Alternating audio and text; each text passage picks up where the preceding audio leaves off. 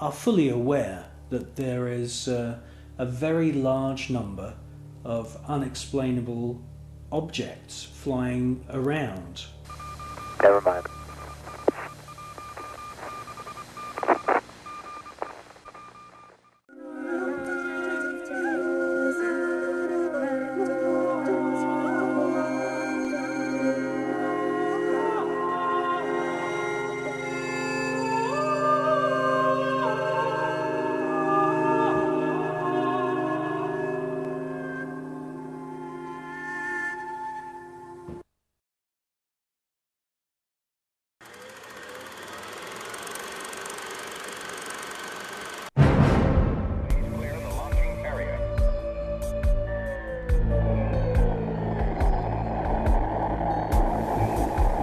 NASA spent gigantic sums of money during the 1960s, but most of it was spent on the ground, not in space. Huge American corporations, many of which were manufacturing hardware for the military, made gigantic profits designing space vehicles and, more importantly, life-sized models of spaceships, and even huge stage sets resembling the lunar surface. Someone in NASA had realized that after taking billions of dollars from the American people, if they couldn't make it to the moon, they would fake it to the moon. Obviously, if you're going to somewhere that nobody has been before, you need to have a simulator which recreates that environment as closely as you can. If you're going to the moon, you recreate the surface of the moon. And here we see a section of the lunar surface created. It's about 30 foot high, 30 foot long, 35 foot long. Scale is given by the two people standing in front of it. There were plenty of simulation exercises, but the point is, and should be taken into account in virtually everything that is discussed with the Apollo program, 400,000 people may have worked on the program in total, but none of them had a need to know more than his own job required. The people who were making the rockets didn't know what the people who were making the spacesuits were doing, because they had no need to know about that.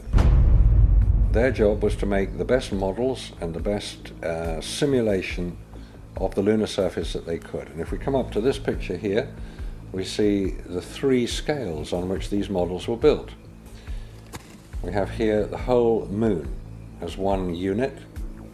It stands about 20 foot high. We have here behind it a section of the surface of the moon. You'll notice it's curved. And here we have a more detailed section of the lunar surface.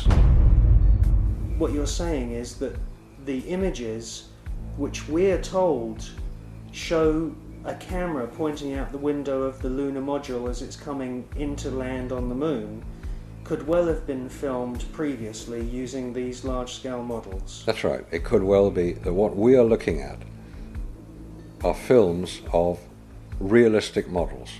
We have no means of knowing if they were actually taken on the lunar surface, or whether what we're watching is part of the simulation exercise and the training exercise.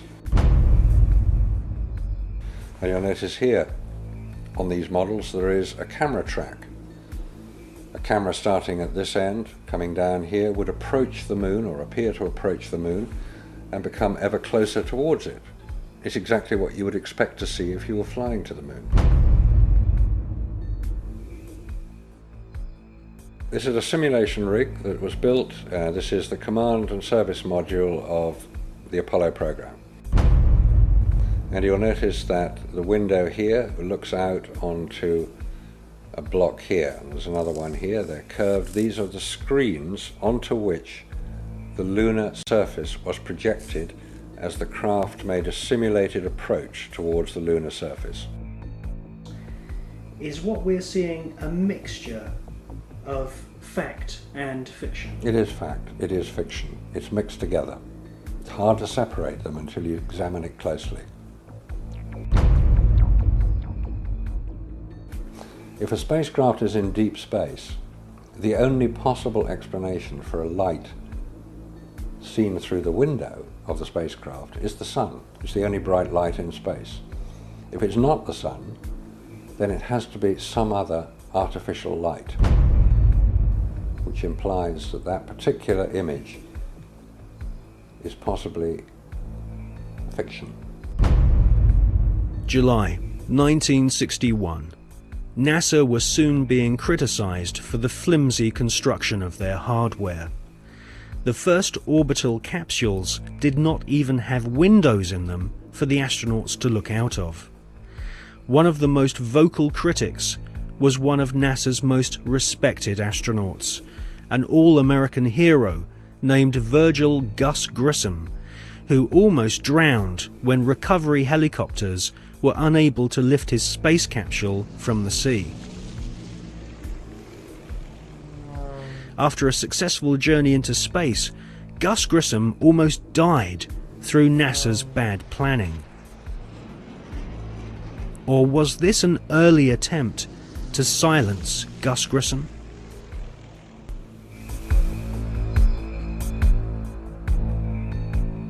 May 1963.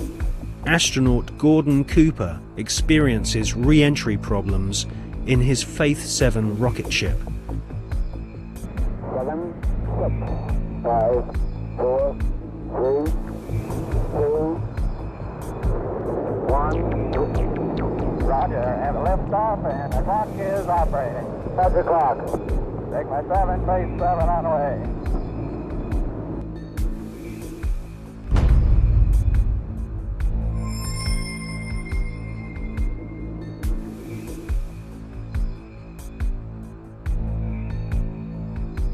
The prototype lunar module, known as the LIM, had serious stability problems.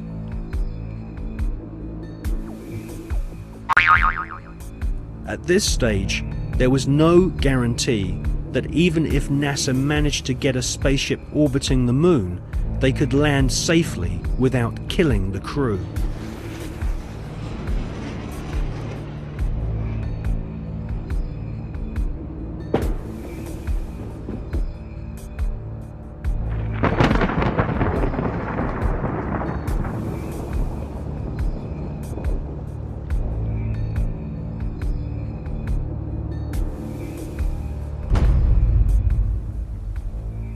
Could the footage which we see of the LIM approaching the moon be filmed in a TV studio?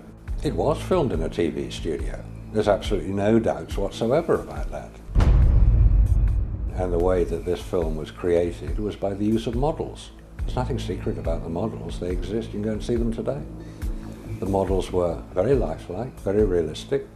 There is one that is a life-size model. It's in Flagstaff in Arizona. It's 2 miles long, and it's an exact replica of the Sea of Tranquility.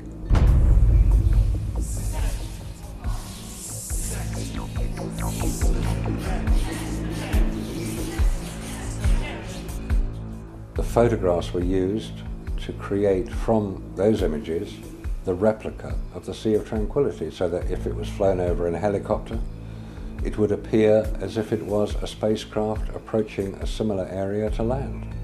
So yes, all the scenes of the lunar surface were filmed on Earth.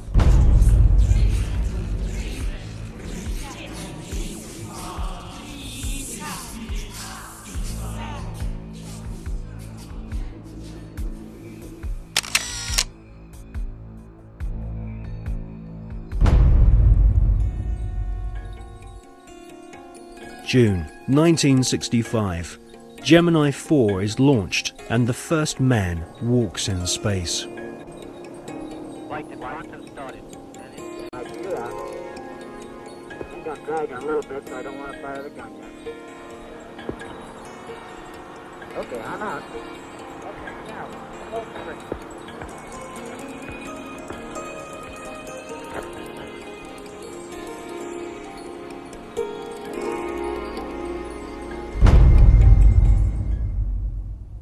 Extensive rehearsals at docking spacecraft were performed in low Earth orbit. Everything was recorded on film. This footage would later become invaluable as NASA sought to fake the success of the Apollo missions.